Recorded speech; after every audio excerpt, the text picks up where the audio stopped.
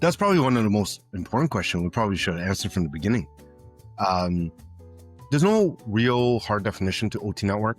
I think it was many years ago when many of us, including myself, were looking to distinguish a network that connects operational technology devices like security cameras, access control, building automation devices, lighting control devices, waste management devices. And in many cases, we found ourselves not be able to use an IT network for whatever reason. Very often is that the IT network didn't extend to where the devices needed to be. Maybe the IT network was already too busy to then also be used for a new service that previously did not need a network.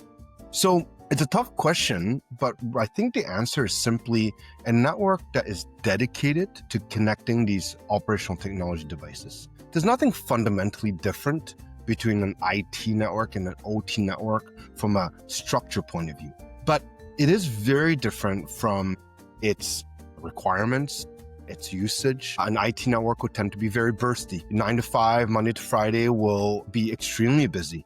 Whereas in a network that runs lighting control, building automation, security systems, yes, there's some burstiness, but it's much more steady state. In an IT network, you can deal with drop packets, right? Your email takes a little longer to send. You get a couple of pixels on your Zoom call, or the voice call dropped a couple of clicks in it. Not a big deal. But when you are trying to update a schedule for a weekend schedule to a bunch of controllers, and that doesn't take, that's not great, right?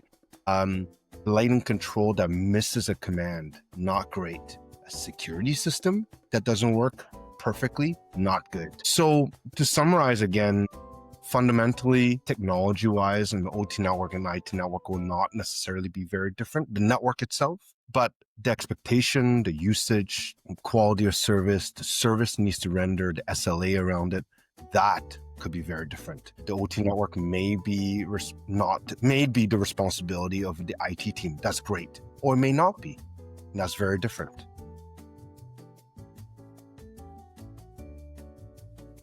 The biggest factor for success I've seen over the years, and we've seen a lot of great organizations, both at end customers and system integrators, have had great success working with IT teams. And it always came down to one thing, finding that champion that bridges between the two. Very often we'll find that champion coming from the IT world.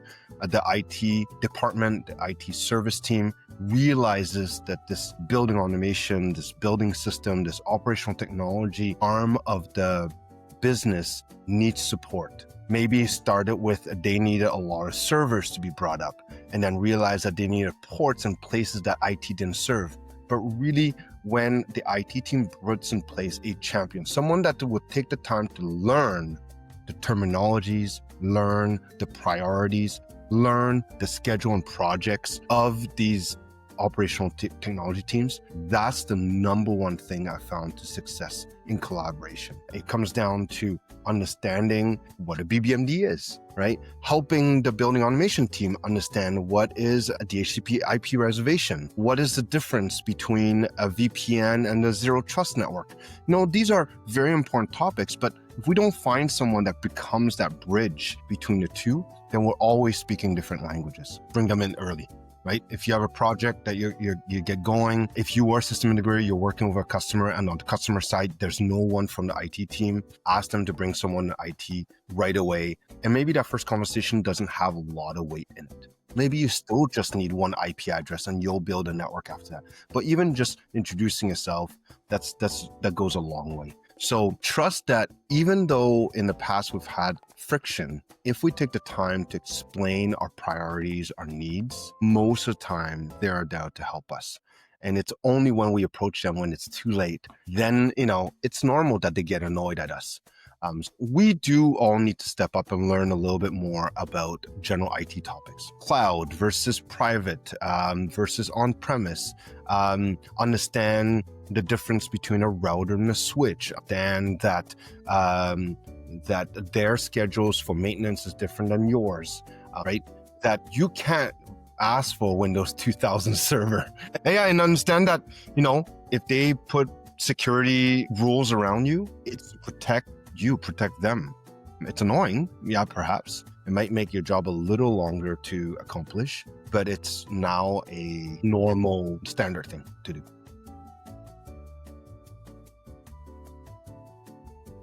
First of all, cybersecurity is very complex. It is definitely the layers of the onion. The more layers you have, the more you can protect that information that's in the middle. But cybersecurity can also be thought as 5 pillars. Assets, know what you have. Detect when something changes. Protect the data that you want to protect. Have a plan to recover when an incident happens. And respond. The last one is respond. Know how you will respond when an incident happens. So those 5 pillars, the last 2, respond and recover, are much more human policies. Have a practice plan. What happens if the worst case scenario happens? How do you communicate it? And then how do you respond, recover from it? But the first 3 are very technology oriented, or they can be very technology oriented. And so let's start with that. When we introduce building automation systems into IT systems, we're introducing a huge amount of unknown. What I mean by that is the IT team, they really understand computers, servers, internet access, all these things. They don't know what a BBMD is. They certainly don't know what MSTP is.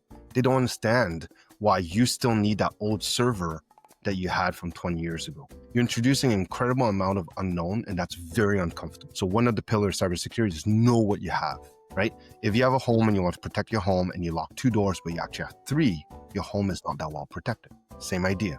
So in terms of cybersecurity, help elevate the knowledge of what you are introducing by reducing the unknown factor, right? I would say the scanning tools that IT team have will not scan through MSTP, ArcNet, Modbus, LAN. And so it introduces an incredible amount of unknown. And that's when you need to look at operational technology, building automation specific tools, like of course Optigo's visual networks, to help understand what is part of that system. There's 2 big Achilles heel, I would say, in building automation, or BACnet specifically. Without going into a ton of detail, BBMDs can become basically the directory assistance of BACnet systems. If the BBMD is exposed, technically speaking, once that's exposed, a hacker can gain access to the entire BACnet system. Make sure that the BBMD is well protected. Make sure that there's firewalls around it, that if the IT team can help you monitor the traffic going in and out of the BBMD, do that. The anomalies around that could reveal a lot. The second will be anything that's non-IP.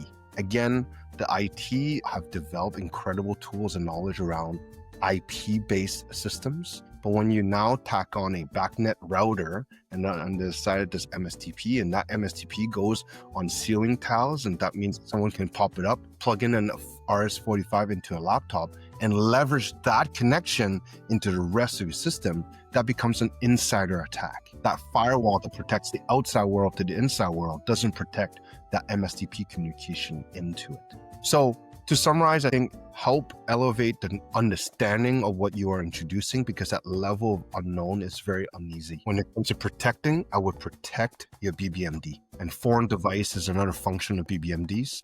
Be very careful with that.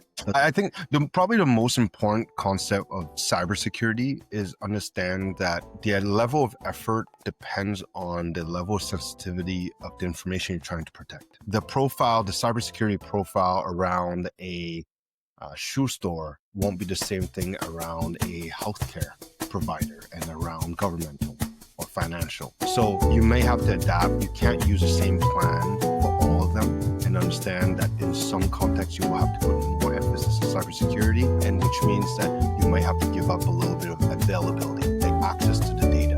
Whereas in some cases, the cybersecurity profile is not as stringent